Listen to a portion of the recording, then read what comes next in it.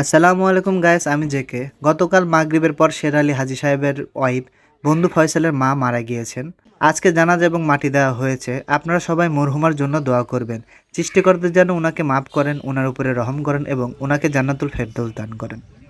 আর আমাদের নিজেদের এ ব্যাপারে সতর্ক থাকা উচিত। সৃষ্টিকর্তা আমাদের যে কোনো সময় ওনার কাছে ডেকে নিতে পারেন।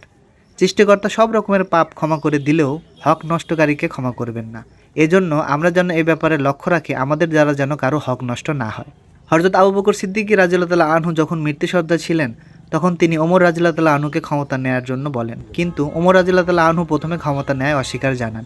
উনি অযোগ্য ছিলেন এজন্য ক্ষমতা নিতে অস্বীকার জানান, ব্যাপারটা কিন্তু তা নয়। বরং ক্ষমতা নেয়ার পরে সবার দায়ভার উনার উপরে এসে পড়বে। উনার দ্বারা যদি একজন ব্যক্তিও কষ্ট পান, তাহলে উনাকে সৃষ্টিকর্তার সামনে দায়ভার নিতে হবে। এই ভয়ে উনি ক্ষমতা নিতে অস্বীকার জানিয়েছিলেন। আজ আমাদের কথা ভাবুন, টাকা ক্ষমতার জন্য আমরা কি না করতে পারি। ভেবে দেখুন, লাশ বহনকারী খাটিয়াটাও এখন পরিপূর্ণ।